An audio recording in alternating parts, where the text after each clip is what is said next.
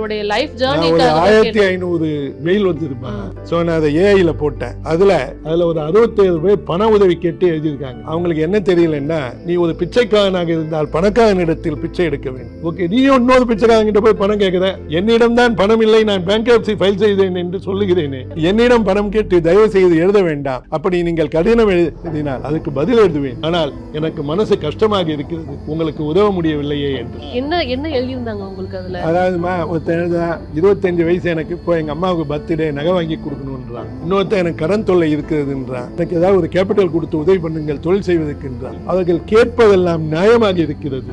எனக்கு என் இயலாமை புரிகிறது, அதனால் என் மனம் வருத்தம் அடைகிறது. அந்த வருத்தத்தை எனக்கு கொடுப்பதினால் அவர்களுக்கு இன்பம் இல்லை. அதனால் தயவு செய்து இனிமேல் அந்த மாதிரி கடிதம் எழுதாது. ஆமா, அப்புறம் அவங்க கடிதம் எழுதுகிறவர்கள் எனக்கு நீ அட்வைஸ் பண்ணுன்றாங்க. I can advise them only based on data. அவங்க நிறைய டேட்டா கொடுக்க மாட்டேன்றாங்க. அவங்க என்ன எப்படி கேட்கிறாங்கன்னா, மகாபலிபுரம் போறதுக்கு எது சிறந்த வழி என்று கேட்கிறார்கள். ஓகே, இதை நான் விளக்கி சொல்லலாம், ஆனால் நேரம் நீ அதுக்கு பதிலா ஈஸியா ரோட்ல போலாமா, ஓல்டு மகாபலிபுரம் ரோடு போலாமா, இல்லது விழுப்புரத்து வழியா போலாமான்னு கேள்வி நான் டக்குன்னு பதில சொல்றேன். என்னால் 10 வினாடிகளுக்கு மேலே ஒரு கடிதத்துக்கு செலவழிக்க முடியாது. எனக்கு உறுதுணையாக ஏஐ, ஜெமினியையும் ஜிமெயிலும் இருந்தாலும் என்னுடைய நேரம் ஒரு நாளைக்கு 24 மணி நேரம் தானே. அதனால் இங்க நீங்க கடிதம் எழுதின உங்க 1500 அன்பர்களுக்கும் இன்னும் 2 நாட்களில் பதில் வரும். பொறுமையாக காத்திருங்கள். எப்பொழுது உங்களுக்கு இது இருந்தாலும் ஏதாவது ஒரு கேள்வி எழுதணும்னா எனக்கு மெயில் அனுப்புங்க. But give me enough time to reply.